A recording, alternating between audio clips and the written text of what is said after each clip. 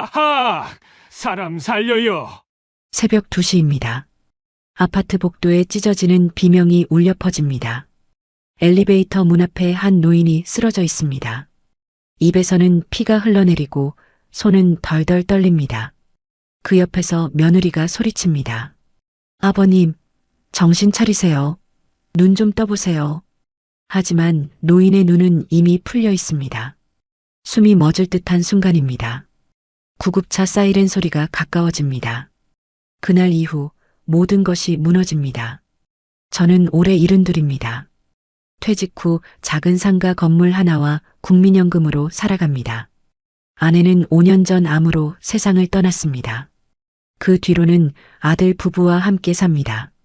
솔직히 말하면 외롭습니다. 그래서 더 잘해주려 했습니다.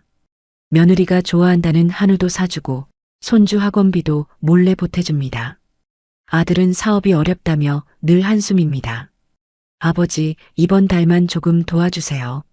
처음엔 몇백만 원입니다. 그런데 어느 순간부터 금액이 달라집니다. 아버지, 은행 대출 막아야 합니다. 아버지, 거래처가 돈을 안 줍니다. 아버지, 진짜 이번만입니다. 저는 결국 상가 건물 담보대출까지 받아줍니다. 그때는 몰랐습니다. 그 선택이 제 인생을 지옥으로 끌고 갈 줄은. 사건은 겨울에 터집니다. 새벽부터 가슴이 조여옵니다. 처음엔 체한 줄 알았습니다. 하지만 점점 숨이 막힙니다. 식은땀이 흐릅니다. 손끝이 차갑게 굳어갑니다. 아버님 괜찮으세요? 며느리가 놀란 얼굴로 달려옵니다. 저는 겨우 말합니다. 병원 좀. 그리고 그대로 쓰러집니다. 응급실입니다. 하얀 형광등 아래 의사들의 목소리가 쉴 새 없이 들립니다. 심근경색입니다. 혈압 떨어집니다. 보호자 서명 빨리 받으세요. 숨이 멎을 듯한 순간 제 귀에는 며느리 울음소리만 희미하게 들립니다. 아버님 죽으면 안 돼요. 하지만 그 말이 진심인지 그때는 몰랐습니다. 수술은 겨우 끝납니다. 의사는 차가운 얼굴로 말합니다. 혈관 상태가 심각합니다. 중환자실 오래 가셔야 합니다. 추가 수술 가능성도 있습니다. 그런데 그 다음 말이 제 심장을 더 내려앉게 만듭니다. 간병비와 비급여 항목 포함하면 병원비가 상당할 겁니다. 하지만 저는 웃습니다. 왜냐고요? 보험이 있으니까요. 저는 평생 보험을 꼬박꼬박 냈습니다. 암보험, 실손보험, 중대질환보험, 설계사가 말했습니다. 선생님은 병원비 걱정 없이 사십니다. 그 말을 철석같이 믿었습니다. 그런데 일주일 뒤 병실 문이 벌컥 열립니다. 며느리 얼굴이 새하얗게 질려 있습니다. 핏대선 얼굴입니다. 아버님 큰일 났어요. 저는 산소호흡기 낀 채 멍하니 바라봅니다. 왜 그러냐? 며느리는 떨리는 목소리로 말합니다. 보험금이 안 나온대요. 순간 귀를 의심합니다. 뭐? 보험사에서 지급 거절했대요. 숨이 턱 막힙니다. 왜? 며느리는 고개를 숙입니다. 기존 질환고지 문제래요. 그 순간 세상이 무너지는 소리가 들립니다. 보험조사원이 병실로 찾아옵니다. 검은 정장, 서늘한 눈빛, 그리고 기계 같은 목소리. 가입 당시 고혈압 기록 누락이 확인됐습니다. 약관상 보험금 지급이 어렵습니다. 저는 손을 덜덜 떱니다. 난 설계사가 괜찮다 했어. 조사원은 차가운 미소를 짓습니다. 그 부분은 별개입니다. 현재 병원비는 본인 부담입니다. 본인 부담. 그 단어 하나가 비수처럼 꽂힙니다. 며칠 뒤 병원 원무과 직원이 찾아옵니다. 중간 정산 도와드리겠습니다. 종이를 보는 순간 눈앞이 캄캄해집니다. 병원비 8,430만 원. 저는 손에서 서류를 떨어뜨립니다. 말도 안 돼. 직원은 담담합니다. 중환자실 비용과 시술비 포함입니다. 추가 치료 들어가면 더 증가합니다. 숨이 멎을 듯한 순간입니다. 저는 평생 모은 돈이 머릿속을 스쳐갑니다. 아내와 악착같이 모은 돈, 연금, 상가 건물, 전세 보증금, 모든 것이 무너질 위기입니다. 그날 밤, 병실 밖 복도에서 아들과 며느리 목소리가 들립니다. 어떻게? 상가라도 팔아야 하는 거 아니야? 대출도 이미 한계야. 저는 조용히 눈을 감습니다. 그런데 이어진 며느리의 한마디가 제 심장을 찢어놓습니다. 솔직히 아버님 보험 나온다 해서 우리가 버틴 거잖아. 정적? 차가운 침묵. 그리고 아들의 낮은 목소리. 나도 알아. 그 순간입니다. 제 가슴 속 뭔가가 무너집니다. 저는 깨닫습니다. 이 가족은 제가 아니라 돈을 붙잡고 있었다는 걸. 며칠 후, 더 끔찍한 일이 벌어집니다. 병원에서 퇴원 권고가 내려옵니다. 보증금 추가 납부가 안 되면 치료 유지가 어렵습니다. 저는 떨리는 손으로 아들에게 묻습니다. 돈 마련됐냐? 아들은 고개를 피합니다. 며느리는 울먹입니다. 하지만 그 눈빛 어딘가 이상합니다. 서늘합니다. 차갑습니다. 그리고 저는 그날 밤 우연히 듣게 됩니다. 병실 문틈 사이로 들리는 속삭임. 명의만 넘기면 돼. 아버지 정신없을 때 도장 받자. 순간 피가 거꾸로 솟습니다.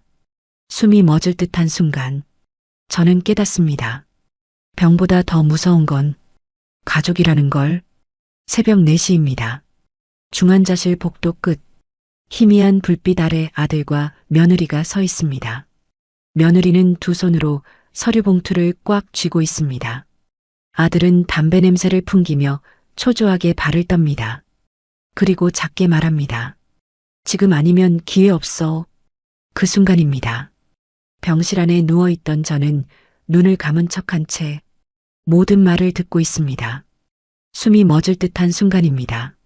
며느리가 떨리는 목소리로 묻습니다. 진짜 이렇게까지 해야 해? 아들은 짜증 섞인 목소리를 냅니다. 핏대선 얼굴입니다. 그럼 병원비를 내가 낼 거야? 지금 카드 막히고 대출도 끝났어. 상가라도 넘겨야 산다고. 상가. 아내와 평생 모은 제 유일한 재산입니다. 월세 조금씩 받아 노후 버티던 건물. 그걸 제 병원비 때문에 넘긴다는 겁니다. 하지만 이상합니다. 이상하게도 두 사람 목소리엔 슬픔보다 욕심이 더 짙게 묻어납니다. 다음 날입니다.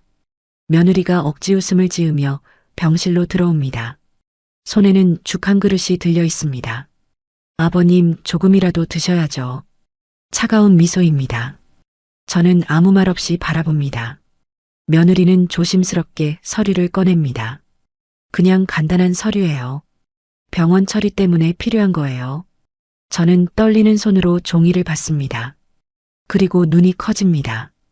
부동산 증여 위임장. 순간 손끝이 얼어붙습니다. 이게 뭐냐? 며느리는 급히 말합니다. 아버님 병원비 정리하려면 어쩔 수 없어요. 잠깐 명의만 바꾸는 거예요. 잠깐. 그 말을 믿는 순간 인생이 끝난다는 걸 저는 이미 압니다. 저는 서류를 침대 위에 내려놓습니다. 싫다. 순간 병실 공기가 얼어붙습니다. 며느리 얼굴에서 웃음이 사라집니다. 서늘한 눈빛입니다. 그때 병실 문이 벌컥 열립니다. 아들입니다. 왜 또 고집이세요? 병실 안이 울릴 정도의 고함입니다. 간호사가 놀라 쳐다봅니다. 아들은 이를 악물고 다가옵니다. 지금 아버지 살리려고 이러는 거잖아요. 왜 사람을 못 믿어요? 저는 숨을 고르며 말합니다. 내 건물은 안 된다. 그러자 아들의 얼굴이 완전히 변합니다. 분노로 일그러진 표정. 그리고 낮게 내뱉습니다. 그러다 진짜 죽어요. 그날 이후 분위기가 달라집니다. 며느리는 더 이상 웃지 않습니다. 식사도 대충 내려놓고 갑니다. 아들은 병실에 거의 오지 않습니다. 병원비는 계속 올라갑니다. 9천만 원, 1억 1천만 원. 숫자가 올라갈 때마다 심장이 조여옵니다.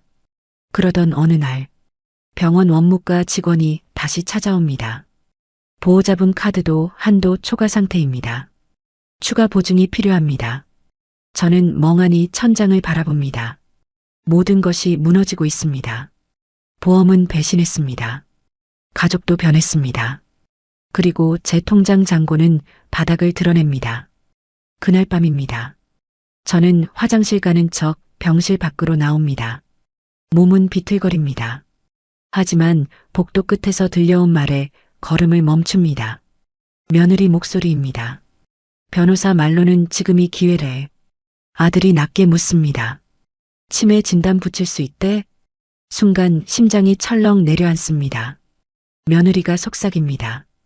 약 먹고 헛소리했다 하면 가능하대. 의사 소견 하나 받으면 후견인 신청할 수 있대. 숨이 멎을 듯한 순간입니다. 저는 벽을 붙잡습니다. 다리가 풀립니다. 그들은 지금 저를 정신 이상자로 만들려 하고 있습니다. 며칠 뒤 정말 이상한 일이 벌어집니다. 담당 의사가 조심스럽게 묻습니다. 최근 기억이 자주 흐려지십니까? 저는 눈을 크게 뜹니다. 아니요. 의사는 난처한 표정입니다. 보호자분이 혼란 증세 말씀을 하셔서요. 순간 머릿속이 하얘집니다. 며느리입니다. 아들입니다. 그들이 먼저 움직인 겁니다. 그날 저녁, 며느리가 병실 커튼을 치고 다가옵니다. 그리고 낮은 목소리로 말합니다. 아버님, 그냥 편하게 생각하세요. 차가운 미소, 서늘한 눈빛. 어차피 나중엔 우리 재산 될 거잖아요. 순간 귀를 의심합니다. 뭐라고? 며느리는 한숨을 쉽니다. 지금 치료비만 하루에 몇백이에요. 그 돈 누가 내는데요? 우리가 다 감당하고 있잖아요. 저는 떨리는 목소리로 말합니다. 내 연금 통장. 며느리는 비웃듯 웃습니다. 그거 이미 다 빠져나갔어요. 순간 심장이 멎는 줄 알았습니다. 무슨 소리냐?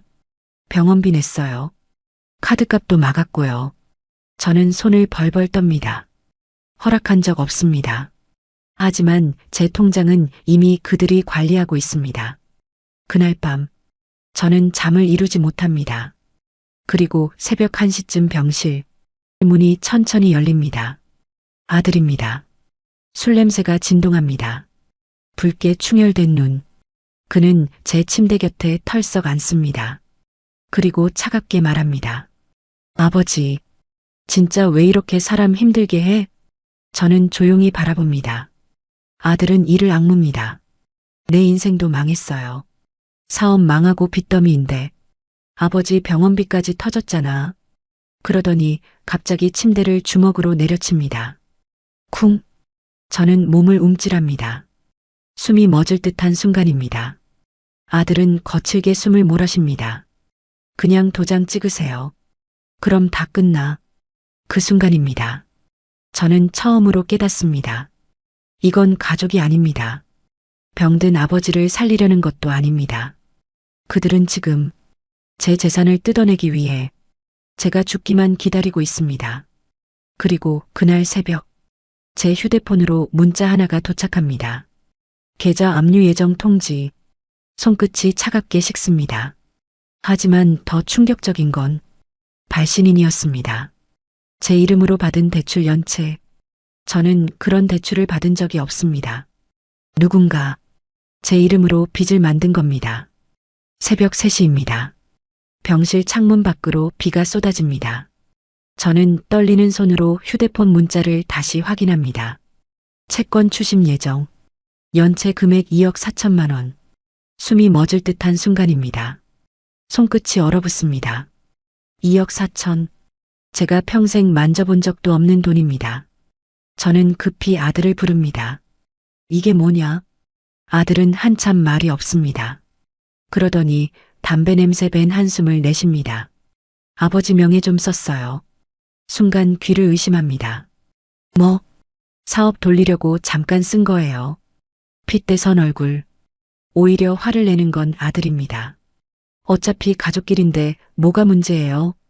저는 산소호흡기를 낀 채 숨을 헐떡입니다. 내 허락도 없이? 그러자 아들이 버럭 소리칩니다. 그럼 죽게 내버려뒀어야 해요. 병실 공기가 얼어붙습니다. 그제야 퍼즐이 맞춰집니다. 보험금이 막힌 순간부터 그들은 이미 제 재산을 계산하고 있었습니다. 연금 통장, 상가 담보대출, 제 명의 카드, 그리고 대출까지 모든 게 제 이름입니다. 모든 빚도 제 몫입니다. 저는 멍하니 천장을 바라봅니다. 아내 얼굴이 떠오릅니다. 여보, 나 잘못 살았나? 눈물이 흘러내립니다. 며칠 뒤 더 끔찍한 일이 벌어집니다. 병원비 미납으로 중환자실 퇴실 통보가 내려옵니다. 원무과 직원은 사무적으로 말합니다. 추가 보증 없으면 일반 병실로 이동됩니다. 치료 범위도 축소될 수 있습니다. 치료 축소. 그 말은 곧 죽음입니다. 저는 떨리는 목소리로 묻습니다. 보험은 정말 안 되나요? 직원은 한숨을 쉽니다. 소송 가셔야 할 것 같습니다. 소송? 그 말을 듣는 순간 웃음이 나옵니다. 늙고 병든 노인이 무슨 힘으로 보험사를 상대합니까? 그날 저녁입니다. 며느리가 병실로 들어옵니다. 검은 코트, 차가운 미소, 그리고 낯선 남자 하나를 데리고 옵니다. 아버님, 인사하세요. 법무사님이에요. 순간 등골이 서늘해집니다. 법무사는 서류를 펼칩니다. 상가 처분 진행하면 병원비 일부 해결 가능합니다. 가압류 들어오기 전에 정리하셔야 합니다. 가압류. 저는 손을 벌벌 떱니다. 며느리는 조용히 말합니다. 아버님, 이제 선택할 시간이 없어요. 서늘한 눈빛입니다. 마치 사형 선고를 내리는 얼굴입니다. 저는 마지막 힘을 짜내 외칩니다. 싫다. 순간 병실이 조용해집니다. 법무사는 민망한 듯 기침합니다. 며느리 얼굴이 굳어집니다. 그리고 처음으로 본색을 드러냅니다. 그 건물 때문에 다 죽게 생겼잖아요. 핏대선 얼굴입니다. 아버님, 혼자 가져가면 뭐해요? 죽으면 다 끝인데. 죽으면 다 끝. 그 말이 심장을 찌릅니다. 저는 떨리는 목소리로 묻습니다. 내가 빨리 죽길 바라냐? 며느리는 입을 다뭅니다. 하지만 그 침묵이 이미 대답입니다. 그날 밤입니다. 저는 복도 벤치에 혼자 앉아 있습니다. 숨쉬기조차 힘듭니다. 그런데 저 멀리서 며느리와 아들 목소리가 들립니다. 의사 말로 오래 못 간대? 심장 상태가 안 좋대. 그럼 조금만 버티면 되겠네. 순간 심장이 찢어집니다. 아들은 낮게 웃습니다. 상가만 정리되면 우리도 살 수 있어. 그 말을 듣는 순간 제 인생 전체가 무너집니다. 집으로 돌아온 건 한 달 뒤입니다. 정확히 말하면 쫓겨나듯 태어난 겁니다. 몸은 반쯤 망가졌습니다. 계단도 제대로 못 오릅니다. 그런데 집 현관 앞에서 더 충격적인 광경을 봅니다. 빨간 딱지, 압류 예정 통지, 숨이 멎을 듯한 순간입니다. 저는 다리가 풀려 주저앉습니다. 동네 사람들 시선이 꽂힙니다. 수군거림이 들립니다. 사업 망했다더라. 아들 빚이 장난 아니라던데. 저는 얼굴을 들 수가 없습니다. 집 안으로 들어가자마자 더 큰 지옥이 펼쳐집니다. 거실엔 낯선 사람들이 앉아 있습니다. 정장 입은 남자들입니다. 채권 추심 직원들입니다. 김철수 선생님 맞으시죠? 대출 상환 논의하셔야 합니다. 저는 떨리는 목소리로 말합니다. 난 그런 돈 빌린 적 없어요. 직원은 서류를 내밉니다. 거기엔 제 도장이 찍혀 있습니다. 순간 숨이 막힙니다. 그 도장? 예전에 아들이 급하게 필요하다며 가져갔던 인감입니다. 저는 비틀거리며 아들을 바라봅니다. 너 설마. 아들은 고개를 숙입니다. 며느리는 차갑게 말합니다. 지금 와서 그게 중요해요? 그날 밤 저는 처음으로 아들에게 손찌검을 당합니다. 이 미친 영감탱이가. 아들의 주먹이 제 어깨를 밀칩니다. 저는 그대로 넘어집니다. 허리가 바닥에 부딪힙니다. 숨이 턱 막힙니다. 며느리는 말리지도 않습니다. 그저 서늘한 눈빛으로 바라봅니다. 아들은 소리칩니다. 당신 때문에 우리 인생 끝났다고. 그냥 건물 넘기면 되잖아. 저는 바닥에서 겨우 몸을 일으킵니다. 그리고 떨리는 목소리로 말합니다. 그건 내 엄마랑 평생 모은 거다. 순간 아들이 비웃습니다. 차가운 미소입니다. 죽은 엄마 핑계 좀 그만 대세요. 그 말에 심장이 찢어집니다. 며칠 뒤 결국 마지막 사건이 터집니다. 저는 은행에서 전화를 받습니다. 연체 장기화로 계좌 동결 예정입니다. 국민연금까지 묶인다는 겁니다. 순간 세상이 새까매집니다.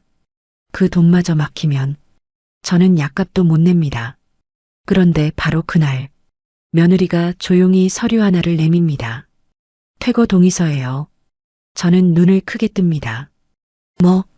집 경매 들어가면 어차피 나가야 해요.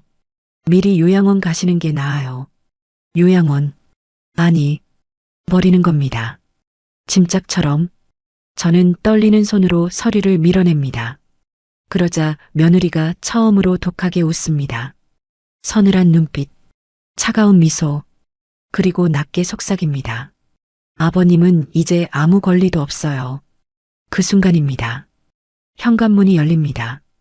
그리고 낯익은 목소리가 들립니다. 지금 여기서 뭐 하는 겁니까? 아들과 며느리 얼굴이 동시에 굳어집니다. 저는 떨리는 눈으로 현관을 바라봅니다. 거기엔 20년 전 제가 직접 내쫓았던 사람이 서 있습니다. 앞에 선 사람, 검은 정장, 짧게 묶은 머리, 그리고 서늘한 눈빛. 제 딸입니다. 수진아? 순간 집안 공기가 얼어붙습니다. 아들과 며느리 얼굴이 새하얗게 질립니다. 특히 며느리는 손에 들고 있던 퇴거 동의서를 급히 숨깁니다. 하지만 이미 늦었습니다. 딸은 천천히 집 안으로 들어옵니다. 차가운 구두 소리가 거실에 울립니다. 탁, 탁, 탁. 숨이 멎을 듯한 순간입니다. 사실 저는 딸에게 큰 죄를 지었습니다. 20년 전 제가 직접 연을 끊었습니다. 이유는 단 하나였습니다. 가난한 남자와 결혼하겠다는 이유였습니다. 그런 집안이랑 결혼 못한다. 내 눈에 흙 들어가기 전엔 안 된다. 그날 저는 딸에게 모진 말을 퍼부었습니다. 그리고 결국 호적에서까지 밀어냈습니다. 반면 아들은 끔찍이 감쌌습니다. 장남이라고, 집안대를 잇는다고, 사업 실패에도 도와주고 빚을 져도 막아줬습니다. 그 결과가 지금입니다. 딸은 저를 가만히 바라봅니다. 눈빛이 흔들립니다. 하지만 곧 감정을 지웁니다. 몸은 어떠세요? 저는 차마 눈을 마주치지 못합니다. 왜 왔냐? 딸은 짧게 대답합니다. 연락 받았습니다. 그 순간입니다. 저는 놀라 고개를 듭니다. 누가? 딸은 조용히 서류 봉투 하나를 꺼냅니다. 보험사 서류입니다. 그리고 은행 압류 문서, 대출 계약서, 제 명의로 된 빚 자료까지 전부 있습니다. 누군가 익명으로 보냈어요. 순간 며느리 얼굴이 굳어집니다. 아들도 침을 삼킵니다. 딸은 천천히 거실 테이블 위에 서류를 펼칩니다. 그리고 낮게 묻습니다. 아버지, 이 대출 직접 받은 겁니까? 저는 떨리는 목소리로 말합니다. 아니다. 딸 눈빛이 차갑게 변합니다. 서늘한 눈빛입니다. 그녀는 아들을 바라봅니다. 오빠, 설명해. 아들은 버럭 소리칩니다. 남의 집 일에 끼어들지 마. 호적에서도 파인 사람이. 순간 정적이 흐릅니다. 하지만 딸 표정은 흔들리지 않습니다. 오히려 차가운 미소가 번집니다. 그래. 그녀는 조용히 가방에서 명함 하나를 꺼냅니다. 그리고 탁 내려놓습니다. 법무법인 태성 대표 변호사 김수진. 순간 아들과 며느리 얼굴이 굳어버립니다. 숨이 멎을 듯한 순간입니다. 며느리가 떨리는 목소리로 말합니다. 변 변호사였어요? 딸은 대답하지 않습니다. 대신 서류를 한 장씩 넘깁니다. 사문서 위조, 명예 도용, 노인학대, 전자금융거래법 위반. 한 장 넘길 때마다 아들과 며느리 얼굴이 창백해집니다. 딸은 낮고 단호한 목소리로 말합니다. 둘 다 실형 가능합니다. 순간 아들이 벌떡 일어납니다. 가족끼리 이럴 거야. 딸은 피식 웃습니다. 차가운 미소입니다. 가족? 아버지 병실에서 재산 뜯어내던 인간들이 그 한마디에 공기가 얼어붙습니다. 그제야 저는 깨닫습니다.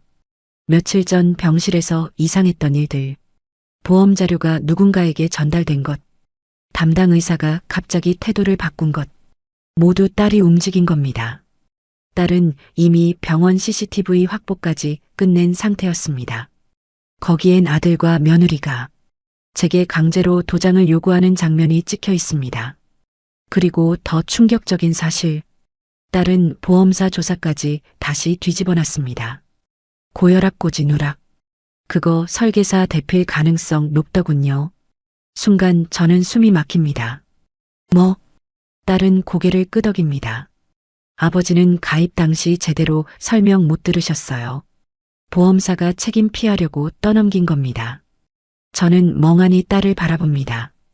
평생 무시했던 딸, 내쫓았던 딸, 그 딸이 지금 저를 살리고 있습니다. 아들은 갑자기 무릎을 꿇습니다. 수진아, 한 번만 살려줘. 조금 전까지 저를 밀치던 얼굴은 사라졌습니다. 비굴한 표정뿐입니다. 며느리도 울기 시작합니다. 우린 진짜 방법이 없었어요.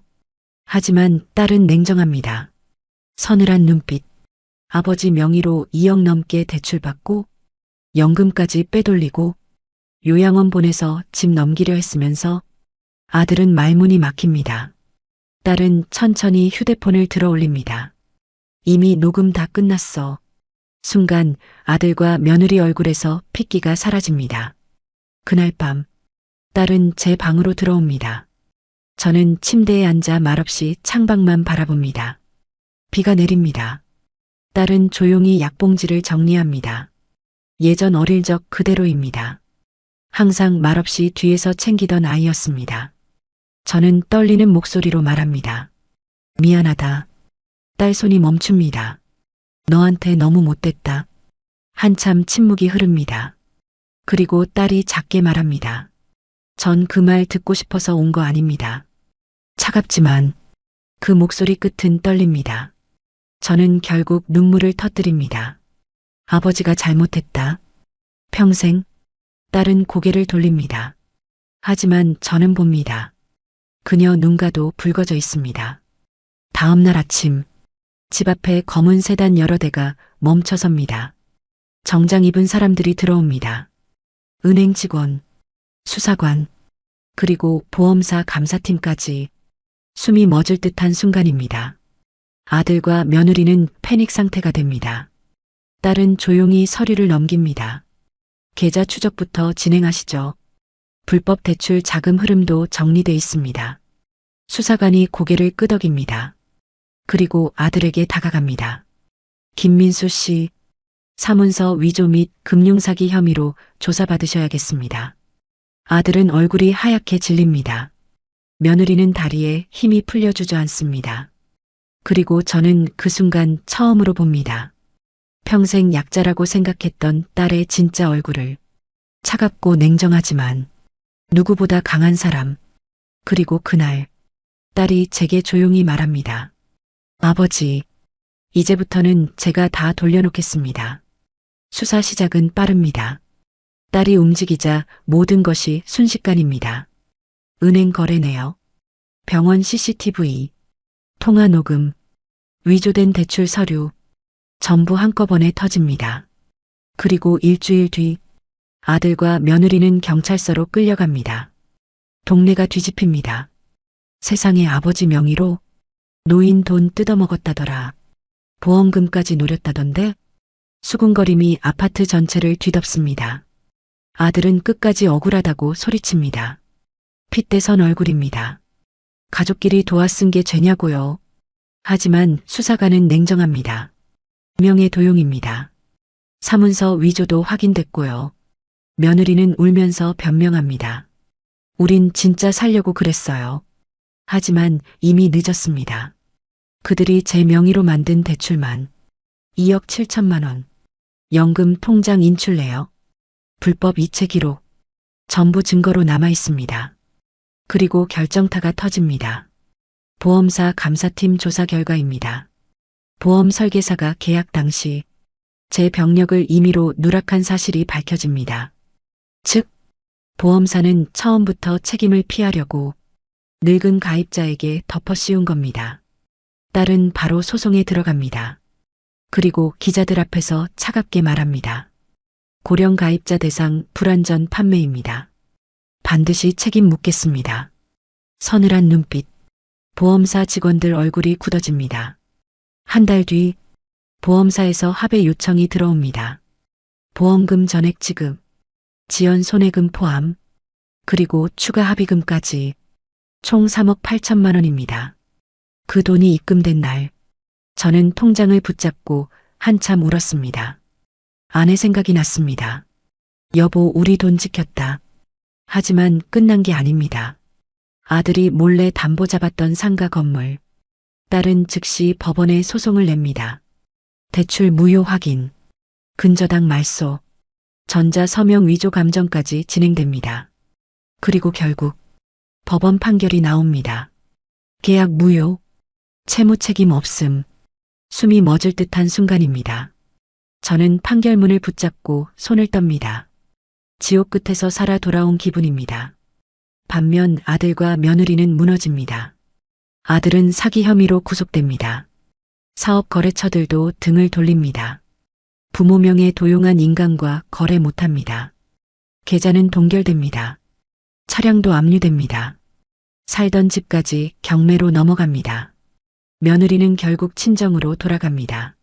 하지만 친정에서도 외면당합니다. 시부모 재산 노린 며느리. 동네 소문은 잔인합니다. 어느 날입니다. 구치소에서 아들이 면회 요청을 합니다. 딸은 물어봅니다.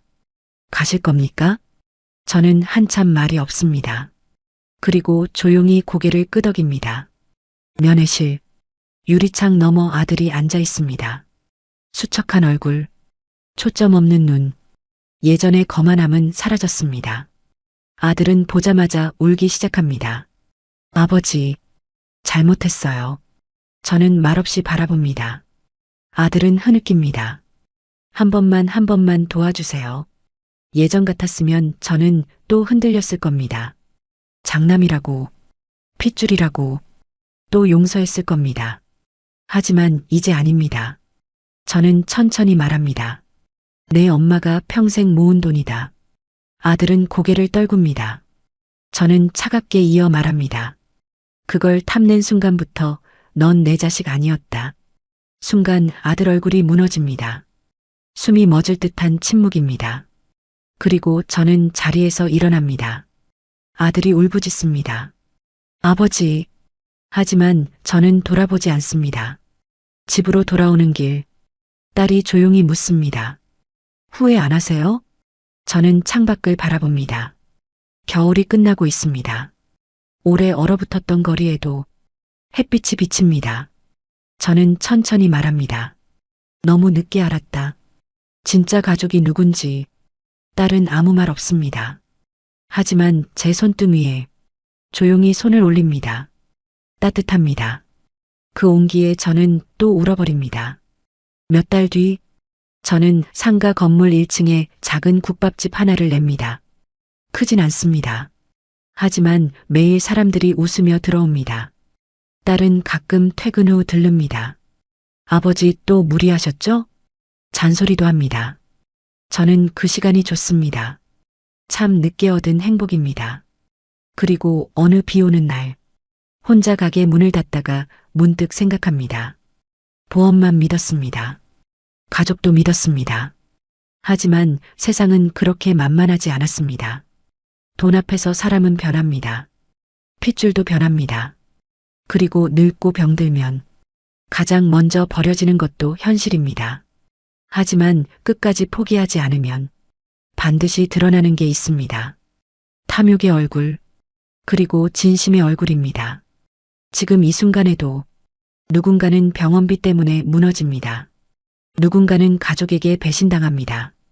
누군가는 보험이라는 말만 믿고 모든 걸 맡깁니다. 하지만 꼭 기억하십시오.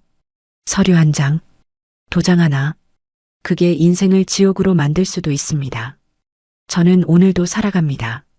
아내 사진 앞에 국 한 그릇 올려두고 말합니다. 여보, 이제야 집을 지켰어. 창밖에 비가 조용히 내립니다.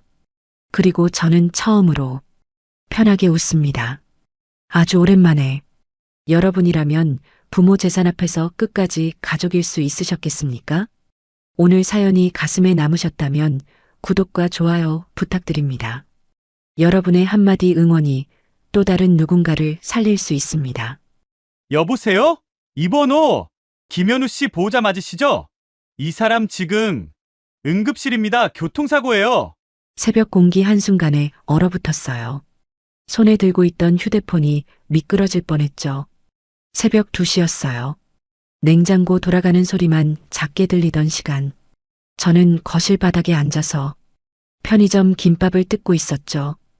혼자 먹는 밥이 이제 좀 익숙해졌다고 생각했는데 가끔 젓가락이 멈출 때가 있었어요.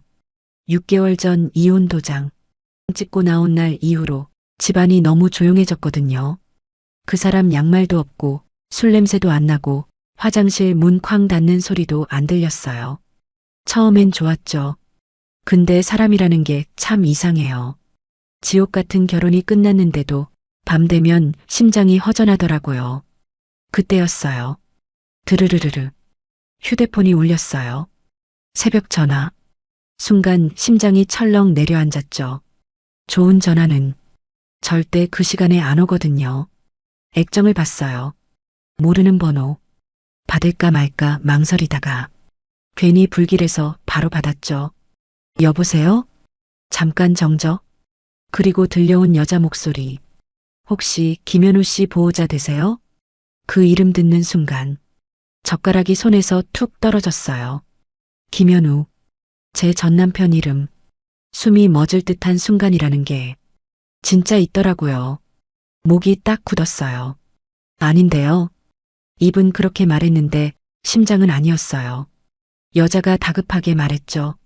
환자분이 교통사고로 응급실 오셨는데 보호자 연락처가 이 번호 하나라서요. 그 말 듣자마자 저도 모르게 일어났어요. 근데 다리에 힘이 풀리더라고요. 결국 거실 바닥에 그대로 주저앉았어요. 천장이 빙글빙글 돌았죠. 분명 끝난 사람이었는데, 다 끝났다고 생각했는데, 왜 아직도 내 번호를 지우지 않은 걸까요? 저는 한참 말이 없었어요. 간호사가 다시 물었죠. 혹시 오실 수 있으세요? 저는 입술을 꽉 깨물었어요. 가야 하나? 말아야 하나? 6개월 전 마지막 얼굴이 갑자기 머릿속에 확 올라왔거든요. 핏대선 얼굴, 식탁을 내려치던 손, 그리고 제 통장을 가져가던 그 사람 눈빛. 너 같은 건 빈손으로 나가야 정신 차리지. 그 말, 아직도 귀에 박혀 있었어요. 저는 결국 병원으로 갔어요. 새벽 택시 안에서 손이 계속 떨렸죠. 기사님이 힐끔 보더라고요. 괜찮으세요? 저는 창밖만 봤어요. 괜찮을 리가 없었죠. 병원 응급실은 특유의 냄새가 있어요. 소독약 냄새, 식은 피 냄새, 잠 못 잔 사람들 얼굴. 그 사이를 지나는데 다리가 자꾸 꼬였어요. 간호사가 저를 보더니 급하게 뛰어왔어요. 아내분 맞으세요? 순간 웃음이 나왔어요. 아내, 이제 아닌데. 이상하게 그 단어 하나가 가슴을 찢더라고요. 전처예요. 말하고 나니까 더 쓰렸어요. 간호사는 잠깐 눈치를 보더니 조심스럽게 말했어요. 환자분이 의식 잠깐 돌아왔을 때 계속 이름 부르셨어요. 제 이름을요? 네. 그 순간 뒤에서 익숙한 목소리가 들렸어요. 아주 쇼를하네. 뒤돌아보는데 숨이 턱 막혔어요. 전 시어머니였어요. 모피 조끼 걸친 채 차가운 미소 짓고 서 있었죠. 그 옆에는 남편이 바람나서 만났던 여자. 지금은 새 여자였고요. 배는 살짝 불러 있었어요. 저는 순간 말문이 막혔어요. 그 여자가 제 눈 피하면서 시어머니 뒤로 숨더라고요. 시어머니가 코웃음 쳤어요. 이혼까지 해놓고 냄새 맡고 왔나 보네. 와, 진짜 사람 숨막히게 하는 재주가 있더라고요. 저는 아무 말 안 했어요. 대신 손톱이 손바닥 파고들 정도로 주먹만 쥐었죠. 시어머니는 계속 떠들었어요. 현우 재산 아직도 미련 남았어? 무슨 말씀이세요? 아유 됐어. 너 같은 애들 많이 봤어. 그 말에 응급실 공기까지 차갑게 식는 느낌이었어요. 간호사도 눈치 보면서 슬쩍 빠졌죠. 그때였어요. 응급실 안쪽에서 갑자기 소리가 들렸어요. 환자 혈압 떨어집니다. 우당탕. 의사들이 뛰어다니기 시작했어요. 저는 본능적으로 안쪽을 봤죠. 그리고 커튼 사이로 그 사람 얼굴이 잠깐 보였어요. 피투성이 얼굴, 산소호흡기, 움직이지 않는 손. 그 모습 보는 순간 이상하게 화가 먼저 났어요. 왜 또 내 인생에 나타났냐고. 왜 끝까지 사람 숨막히게 하냐고. 근데 더 끔찍한 건 그 다음이었어요. 의사가 밖으로 나오더니 저희를 둘러봤어요. 그리고 낮게 말했죠. 보호자분들께 말씀드릴 게 있습니다. 시어머니가 먼저 달려갔어요. 우리 아들 괜찮죠? 의사는 잠깐 머뭇거리더니 서류 하나를 꺼냈어요. 환자 차량에서 발견된 가방 안에 큰 금액의 현금과 타인명의 통장이 있었습니다. 순간 제 등골이 서늘해졌어요. 타인명의 통장. 그 말 너무 익숙했거든요. 왜냐면 6개월 전 사라진 제 통장도 아직 찾지 못했으니까요. 그리고 그 순간 시어머니 얼굴이 하얗게 질렸어요. 새 여자도 손 덜덜 떨고 있었죠. 딱 봐도 뭔가 알고 있는 표정. 저는 천천히 그 둘을 바라봤어요. 차가운 미소가 저도 모르게 올라가더라고요. 아, 이 사고. 그냥 사고가 아니구나. 응급실 복도 공기가 이상했어요. 누가 에어컨 온도를 확 낮춘 것처럼 서늘했죠. 의사는 말을 아끼더라고요. 근데 표정은 숨기질 못했어요. 경찰도 곧 도착할 예정입니다. 그 말 떨어지자마자 시어머니가 벌떡 일어났어요. 무슨 경찰까지 와요? 우리 아들이 피해자인데. 목소리가 복도 끝까지 쩌렁쩌렁 울렸죠. 사람들 시선이 한꺼번에 몰렸어요. 근데 의사는 담담했어요. 차량에서 발견된 현금 규모가 커서요. 얼마나 나왔는데요? 7억 정도 됩니다. 순간, 숨이 멎을 듯한 순간, 제 귀를 잘못 의심했어요. 7억? 그 인간이? 시어머니도 놀랐는지 입술이 덜덜 떨렸어요. 근데 더 웃긴 건 옆에 있던 여자였어요. 배를 감싸준 채 눈동자가 미친 듯 흔들리더라고요. 딱 걸린 사람 얼굴. 저는 조용히 물었어요. 그 돈 어디서 난 건데요? 그러자 시어머니가 저를 확 째려봤어요. 핏대선 얼굴. 너는 빠져. 저도 관련 있는 것 같아서요. 뭐? 저는 천천히 웃었어요. 차가운 미소. 제 통장도 없어졌거든요. 그 말 떨어지자 복도 공기가 진짜 얼어붙었어요. 시어머니 눈이 커졌죠. 새 여자도 고개 푹 숙였고요. 그 순간이었어요. 응급실 자동문 열리면서 경찰 2명이 들어왔어요. 검은 점퍼 지퍼 올린 채 주변 둘러보는데 괜히 심장이 철렁하더라고요. 형사 1명이 물었어요. 김현우 씨 가족분 누구시죠? 시어머니가 먼저 달려갔죠. 엄마예요. 전처분도 계십니까? 그 말에 다 같이 저를 봤어요. 저는 천천히 손들었죠. 형사는 저를 한참 보더니 수첩을 덮었어요. 잠깐 이야기 좀 하시죠. 시어머니가 바로 끼어들었어요. 우리 며느리는 아무 상관없어요. 며느리. 참 웃기죠. 이혼한 지 반년 됐는데 분리하니까 갑자기 며느리래요. 형사는 단호했어요. 금융거래 기록 때문에 확인이 필요합니다. 그 말 듣자마자 제 심장이 철렁 내려앉았어요. 설마 그 인간 아니겠지 했죠. 근데 형사가 꺼낸 말에 다리가 휘청했어요. 김현우 씨 계좌에서 최근 거액 이체가 있었는데요. 일부가 전처분명의 계좌였습니다. 네, 현재 해당 계좌는 금융사고 의심으로 동결 예정입니다. 머릿속이 하얘졌어요.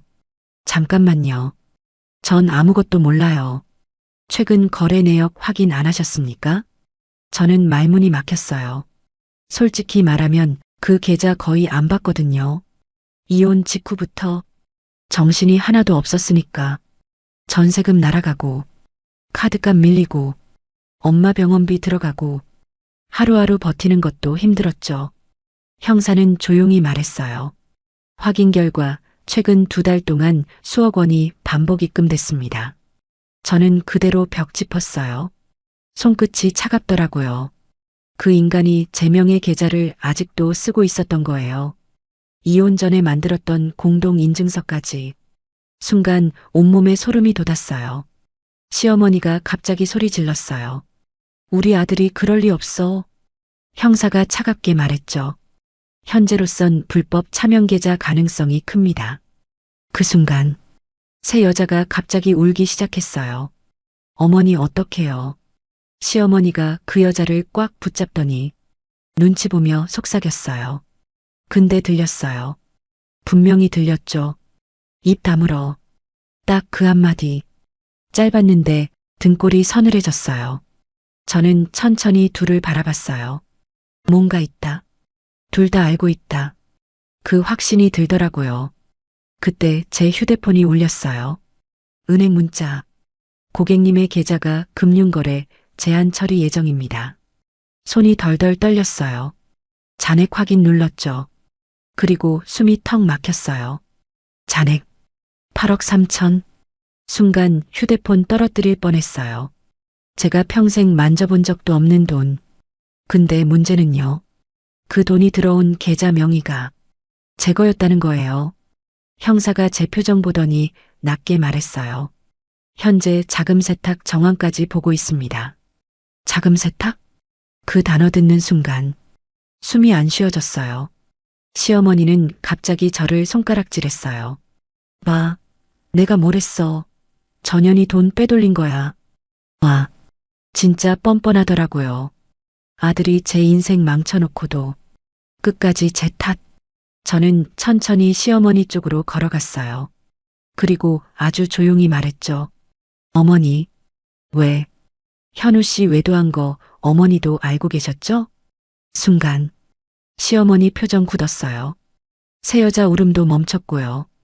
저는 계속 말했어요. 제가 유산했을 때도요. 복도가 조용해졌어요. 멀리 심전도 기계 소리만 삑삑 들렸죠. 시어머니 입술이 꿈틀했어요. 그걸 지금 왜 꺼내? 그날 병원 안 오셨잖아요. 아드님이 다른 여자랑 여행 가셨으니까. 새 여자 얼굴이 새하얘졌어요. 그 여자였거든요. 제가 아이 잃던 날 제 남편이랑 호텔 가 있던 여자. 저는 아직도 기억나요. 병원 천장, 피냄새, 혼자 누워있던 새벽. 남편은 전화도 안 받았죠. 나중에 알았어요. 제 카드로 호텔 결제한 거 진짜 사람 미치게 만들더라고요. 시어머니가 이를 꽉 물었어요. 지금 죽어가는 사람 앞에서 할 소리야? 저는 피식 웃었어요. 전 이미 한 번 죽었어요. 그 말에 복도 끝 공기까지 싸늘해졌죠. 그때였어요. 형사 한 명이 급하게 뛰어왔어요. 표정이 심상치 않았어요. 큰일 났습니다. 다들 동시에 쳐다봤죠. 형사가 낮게 말했어요. 김현우 씨 회사 오늘 새벽 압수수색 들어갔습니다. 순간 시어머니 다리가 휘청했어요. 새 여자 비명 질렀고요. 근데 저는 이상하게 놀랍지 않았어요. 왜냐면요. 이혼 직전부터 그 인간 이상했거든요. 갑자기 명품 시계 차고 현금 다발 들고 다니고 강남 아파트 계약했다고 자랑하고 근데 세금 고지서는 밀려 있었어요. 전기세 독촉장도 날아왔고요. 앞뒤가 안 맞았죠. 형사가 다시 말했어요. 투자 사기 피해자들이 이미 여러 명 나왔습니다. 피해 금액이 수십억대로 보입니다. 그 순간 제 심장이 쿵 내려앉았어요. 왜냐면 갑자기 떠오른 게 있었거든요. 이혼하기 일주일 전 그 인간이 술 취해서 했던 말. 내 이름 하나면 다 끝나. 그때는 무슨 뜻인지 몰랐어요. 근데 지금 알겠더라고요. 처음부터 저를 덮어씌울 생각이었다는 걸. 형사 말 끝나자마자 다리가 풀렸어요. 벽 잡고 겨우 섰죠. 처음부터 저를 덮어씌울 생각이었다. 그 생각 드는 순간 속이 울렁거리더라고요. 진짜 무서운 사람은요. 화를 내는 사람이 아니에요. 아무렇지도 않게 남 인생 밟는 사람이더라고요. 그 인간이 딱 그랬어요. 응급실 의자가 차가웠어요. 저는 멍하니 앉아 있었죠. 형사가 서류 몇 장을 내밀었어요. 현재 피해자 진술 확보 중입니다. 종이 넘기는데 손끝이 떨렸어요. 거기 제 이름이 있었거든요. 계좌 명의자, 공동투자자, 법인 감사. 와, 숨이 턱 막혔어요. 전 그런 회사 있는지도 몰랐는데 시어머니가 갑자기 소리쳤어요. 전현이 다 한 거예요. 그 소리에 사람들이 또 쳐다봤죠. 응급실 보호자들, 간호사들, 다 저를 보는 느낌. 꼭 범죄자 된 기분이었어요. 시어머니는 눈 돌아간 사람처럼 떠들었어요. 우리 아들은 속은 거야. 전현이 돈 밝히더니 결국 사고 쳤네.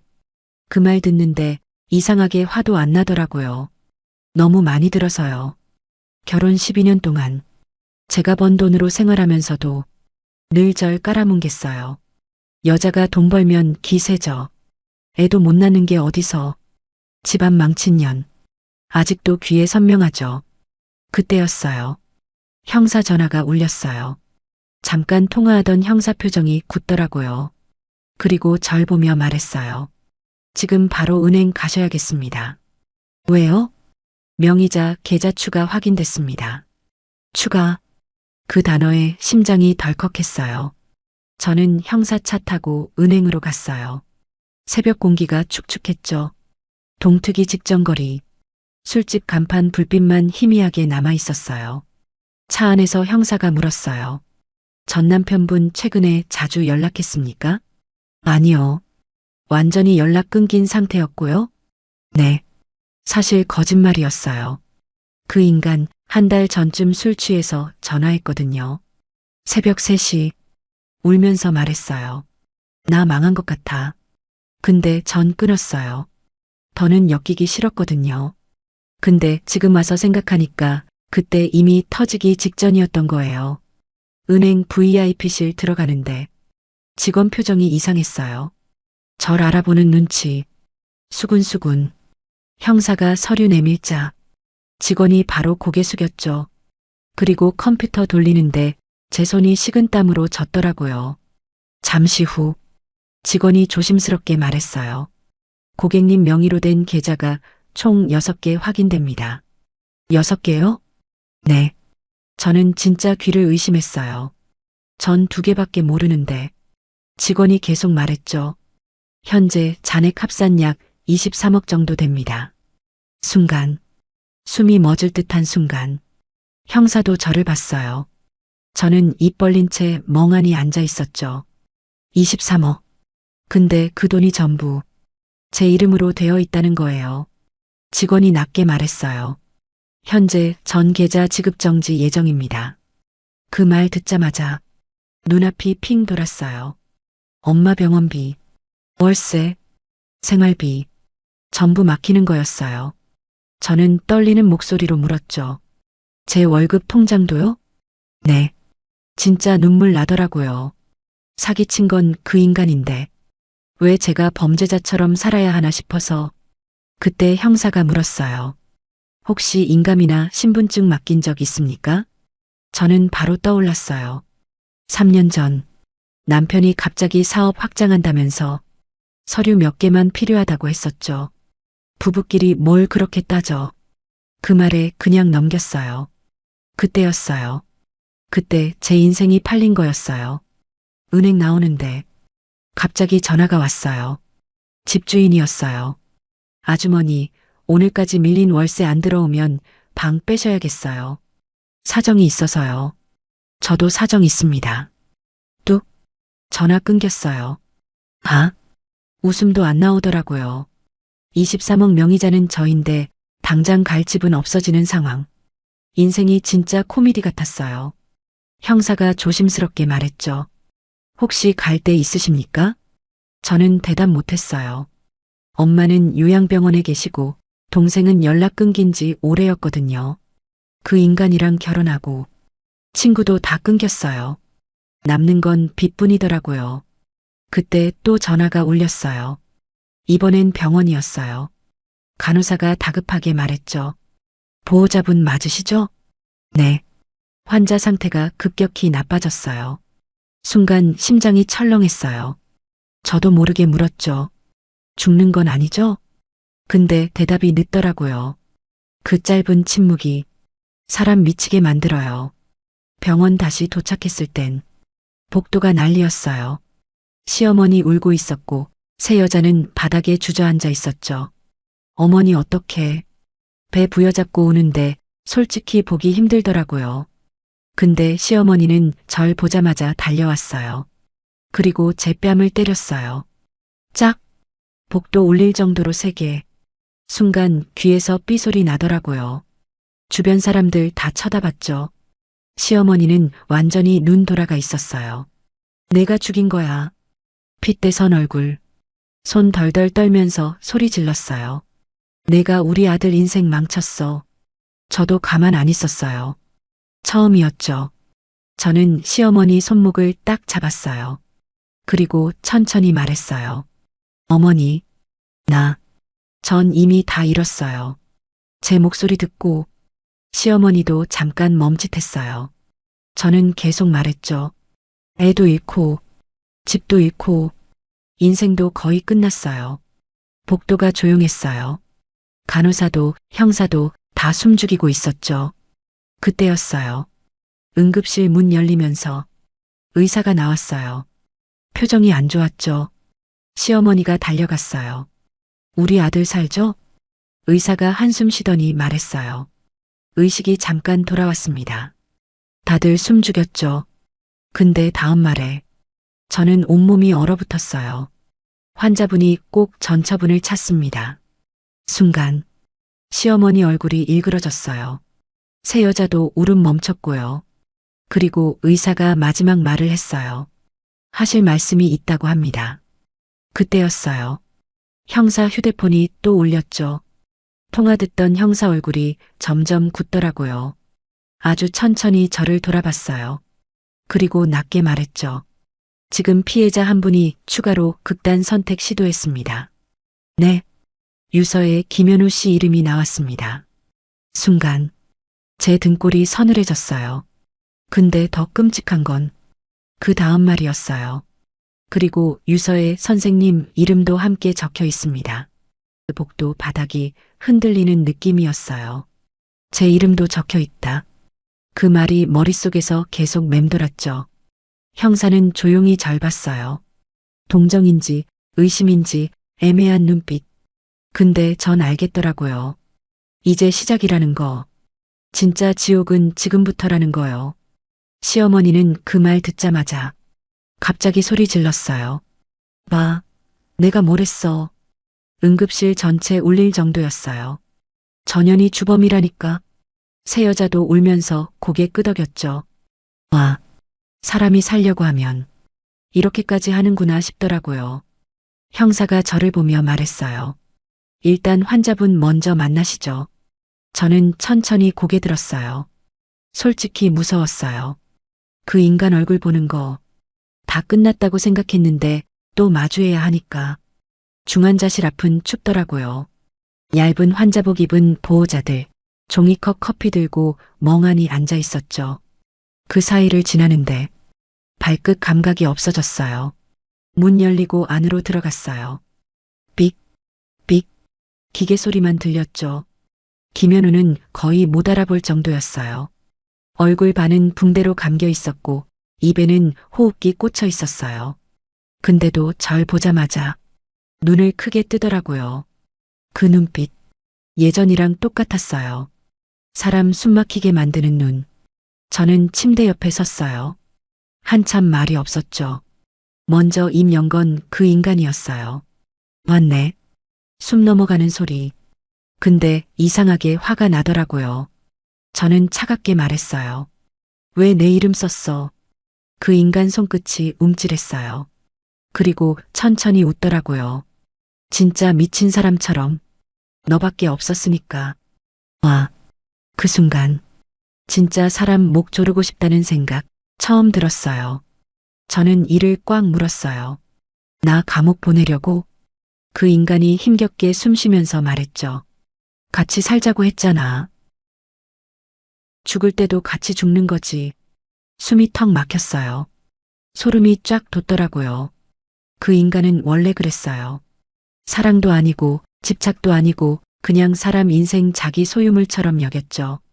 제가 이혼하자고 했던 날도 그랬어요. 식탁 위로 유리컵 던지면서 웃더라고요. 너 나 못 떠나.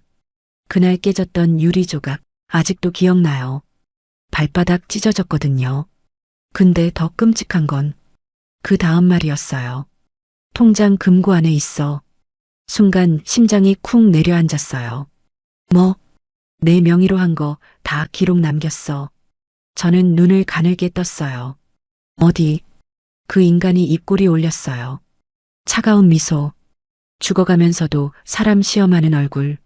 우리 집. 우리 집. 아니죠. 정확히는 그 인간이 새 여자랑 살던 집. 제가 쫓겨났던 집. 그 집 이야기 듣는 순간 갑자기 숨이 막혔어요. 6개월 전 기억이 확 올라왔거든요. 비 오던 날, 제 짐이 현관 밖에 다 던져져 있었어요. 옷 젖고, 사진 액자 깨지고, 시어머니는 뒤에서 이러더라고요. 애도 못 낳는 게 집 욕심은 많네. 그날 저는 캐리어 하나 끌고 찜질방 갔어요. 39에 결혼 12년 하고 갈 데 없는 여자가 됐죠. 근데 지금 그 집 안에 제 인생 뒤집을 증거가 있다는 거예요. 그때였어요. 중환자실 문 벌컥 열리더니 시어머니가 들어왔어요. 간호사 말릴 틈도 없었죠. 현우야. 그리고 절 보자마자 눈이 확 뒤집혔어요. 둘이 무슨 얘기했어? 저는 아무 말 안 했어요. 근데 김현우가 갑자기 기침하면서 숨 헐떡이더라고요. 시어머니가 울면서 손잡았죠. 엄마 여기 있잖아. 그런데요. 그 인간이 아주 힘겹게 진짜 겨우 입 열어서 한 말. 엄마도 알잖아. 순간 정적? 시어머니 표정 굳었어요. 숨이 멎을 듯한 순간. 저도 그 얼굴 처음 봤어요. 딱 걸린 사람 얼굴. 김현우는 계속 말했죠. 부동산 차명. 현우야 그만해. 시어머니가 소리 질렀어요. 근데 이미 늦었죠. 형사도 다 들었거든요. 형사 눈빛이 달라졌어요. 날카롭게 변했죠. 어머님. 부동산 관련해서 추가 조사 필요할 것 같습니다. 시어머니 입술 덜덜 떨렸어요. 그리고 갑자기 절 노려봤죠. 진짜 사람 죽일 듯한 눈빛. 그때 알았어요. 이 집안. 시어머니도 같이 얽혀 있었다는 거. 형사가 바로 직원들 불렀어요. 환자 보호 감시 붙이세요. 네. 압수수색 영장 추가 요청합니다. 순간 시어머니가 비틀거리더니 의자에 털썩 주저앉았어요. 새 여자도 울다가 갑자기 배 잡고 신음했죠. 근데 이상하게요. 전 이제 안 흔들리더라고요. 너무 오래 당해서 그런가. 오히려 머리가 차가워졌어요. 차가운 미소가 저도 모르게 올라왔죠. 그리고 그때 형사가 제게 물었어요. 혹시 금고 위치 아십니까? 저는 천천히 고개 들었어요. 알죠. 누구보다 잘 알죠. 왜냐면 그 금고 원래 제 돈으로 산 거였으니까요. 저는 조용히 말했어요. 안내할게요. 시어머니가 벌떡 일어났어요. 안 돼. 핏대선 얼굴. 완전히 무너진 표정이었죠. 근데 이미 늦었어요. 형사 둘이 바로 움직였거든요. 저는 천천히 병원 밖으로 걸어 나왔어요. 새벽이 지나고 있었죠. 하늘이 흐릿하게 밝아오는데 이상하게 손끝이 안 떨리더라고요. 오히려 확신이 들었어요. 끝났다. 이제 저 사람들이 끝나는구나. 그리고 그 순간 형사가 제 옆에서 아주 조용히 말했어요. 참고로 말씀드리면, 네. 김현우 씨 어머님 명의 건물 세 채도 현재 추적 중입니다. 순간, 저는 걸음을 멈췄어요. 건물 세 채. 그 말 듣는 순간 갑자기 떠오르는 게 있었거든요. 결혼 초 시어머니가 늘 하던 말. 우리 집은 현금 많아. 그땐 자랑인 줄 알았어요. 근데 아니었더라고요. 그 집은 처음부터 돈 세탁하는 집안이었던 거예요. 아침 6시쯤이었어요.